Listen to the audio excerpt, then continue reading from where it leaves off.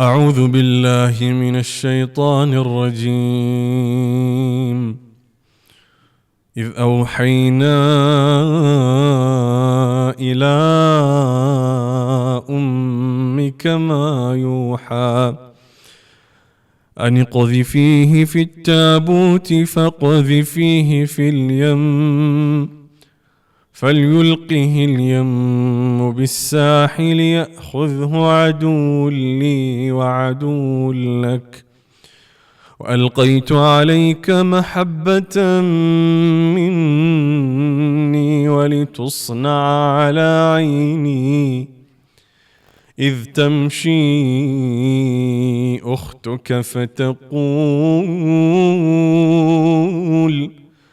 فتقول هل أدلكم على من يكفله فرجعناك إلى أمك كي تقر عينها ولا تحزن وقتلت نفسا فنجيناك من الغم وفتناك فتونا فلبثت سنين في أهل مدين ثم جئت على قدري يا موسى. السلام عليكم ورحمة الله وبركاته. دار الكبرى قرآن النايدين تمرت معاكلوشنا. دار الكبرى قرآن النايدين تمرت معاكل قرآن كقاعدة جمرو اسك حفظ درس يستمر ቆይቷል. دار الكبرى እንግዲህ አሁን ደግሞ በአይነቱ ልዩ ሆኖ የተለያዩ አዳዲስ ፓኬጆችን ይዘው ወደ እናንተ ብቅ ብሏል።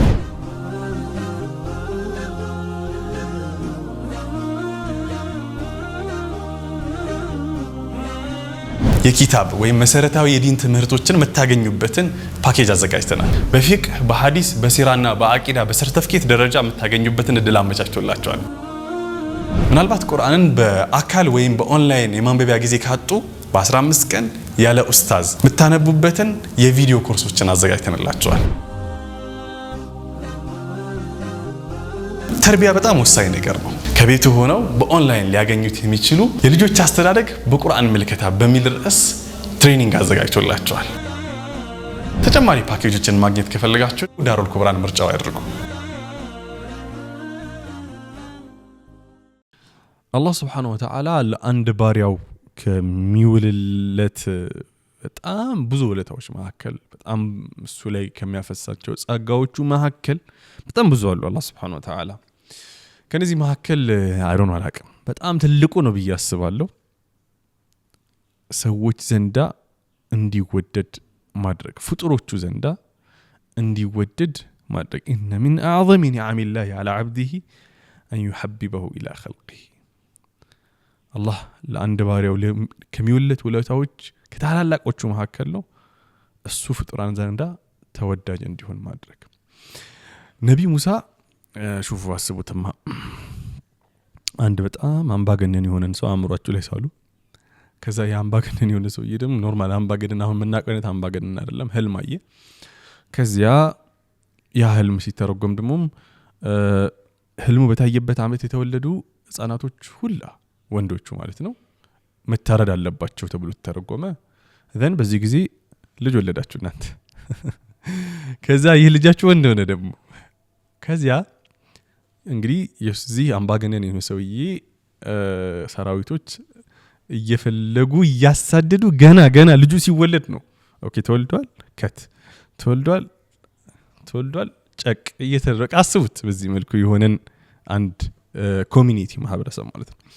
በዚህ ጊዜ ነቢ ሙሳ አለይሂ ሰላም ተወለዱ። እናታቸው በጣም ሲጨንቃቸው ምን ማድረግ እንዳለባቸው ግራ ሲጋባቸው እንግዲህ በጣም በተጨነቁበትና በተጠበሳት አላህ Subhanahu Wa Ta'ala ያላቸው ላይ ወህይን አወረደ ማለት ኢልሃም አደረጋቸው የሆነ ሐሳብ ሁላ አለባቸው የነቢ ሙሳ እናት። ከዛ በኋላ ውሃ ላይ ጣሉት። እኔ በጣም ነው የሚገርመኝ። አስቡት እንግዲህ እናቶች በደንብ ትረዱኛላችሁ ብዬ አስባለሁ።